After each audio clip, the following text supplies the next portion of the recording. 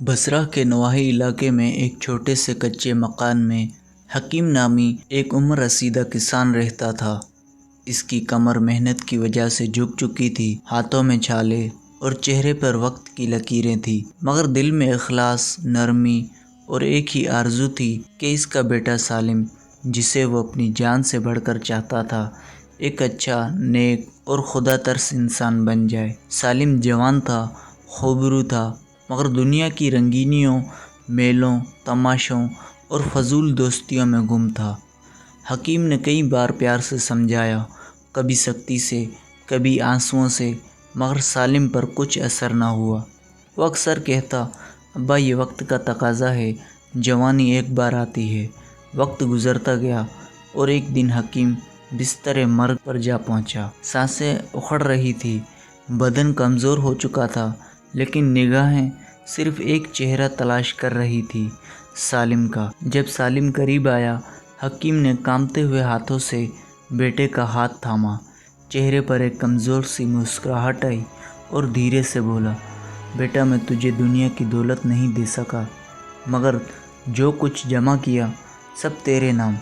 مگر میری اصل دولت ایک دعا ہے جو میں تیرے لیے چھوڑ رہا ہوں۔ اگر کبھی تیرے دل میں پریشانی ہو یا تم گمراہ ہو جائے تو بس میرا نام لے کر اللہ سے مانگنا، میرا رب میرا حوالہ سن کر ضرور تیرا ہاتھ تھامے گا۔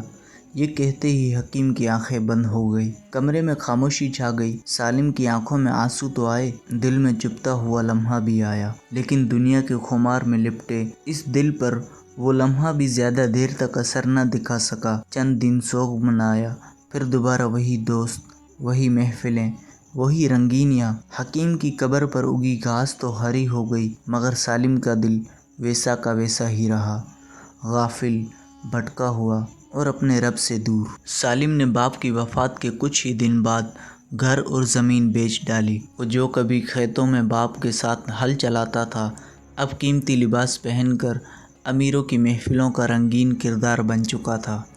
ساز و آواز، تماشے، دعوتیں اور جھوٹی تعریفوں میں ایسا کھویا کہ وقت کا ہوش تک نہ رہا۔ دولت پانی کی طرح بہتی رہی، اور ساتھ ہی ساتھ وہ لوگ بھی جو صرف اس کے مال کی وجہ سے اس کے قریب تھے۔ چند ہی مہینوں میں وہ شخص جس کے ہاتھ میں سونے کی انگوٹھیاں تھیں، اب خالی ہاتھ بصرہ کی گلی میں بھٹک رہا تھا، پیٹ میں فاقہ، دل میں بے چینی اور چہرے پر افسردگی۔ وہ ہر در پر گیا، لیکن کوئی دروازہ نہ کھلا، ہر دوست نے انجان بن کر نظریں پھیر لیں۔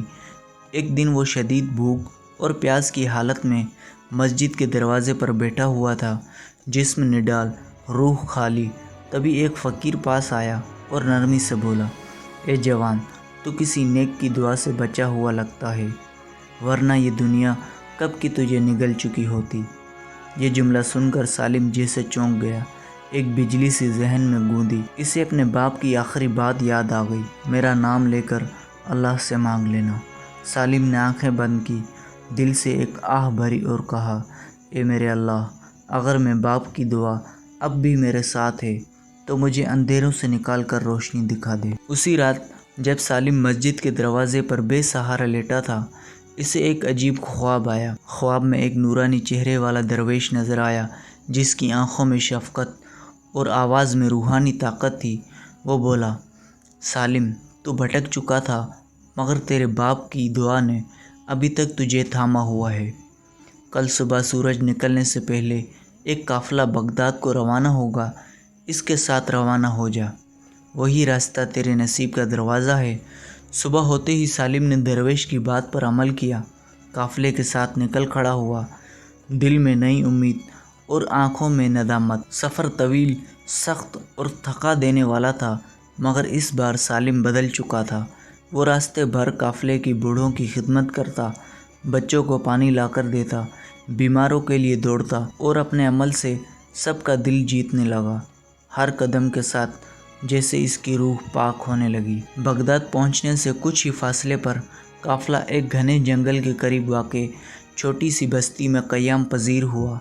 رات کے اندھیرے میں اچانک ڈاکوؤں کا ایک گروہ حملہ آور ہوا۔ شور، چیخو پکار اور بھاگ دوڑ میں ہر طرف افراتفری مچ گئی۔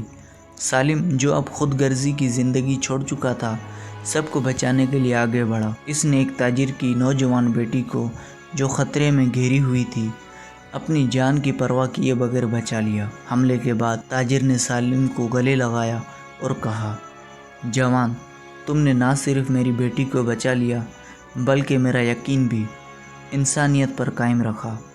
میرے پاس تمہیں دینے کو سونے کے سکے ہیں، لیکن اگر تم چاہو تو میرے ساتھ کاروبار میں شریک ہو جاؤ۔ سالم نے دولت کے لالچ سے نہیں، نیک نیتی اور نئے سفر کی امید سے یہ پیشکش قبول کر لی۔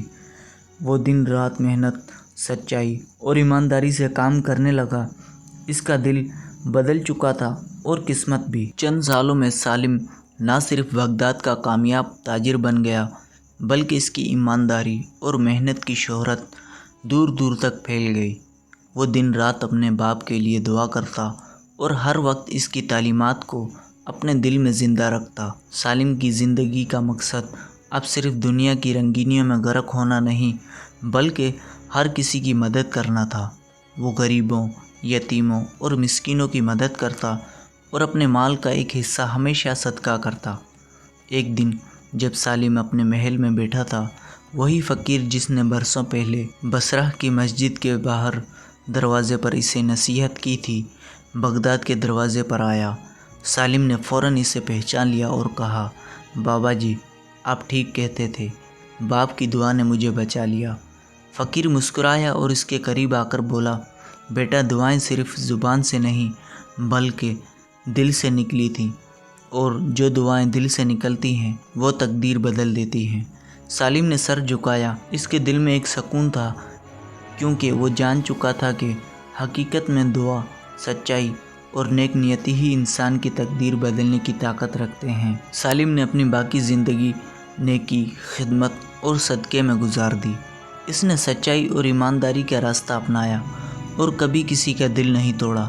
وہ جان چکا تھا کہ باپ کی دعا سونے چاندی کے خزانوں سے زیادہ قیمتی ہے۔ اس نے نہ صرف اپنے کاروبار میں کامیابی حاصل کی بلکہ غریبوں، یتیموں اور مسکینوں کی خدمت میں اپنا وقت گزارا۔ اس کی کہانی بصرہ سے بغداد تک مشہور ہو گئی اور لوگ اپنے بچوں کو سالم کی مثال دیا کرتے تھے۔ اس کی زندگی ایک روشنی بن گئی جو دوسروں کو بھی ہدایت دیتی تھی۔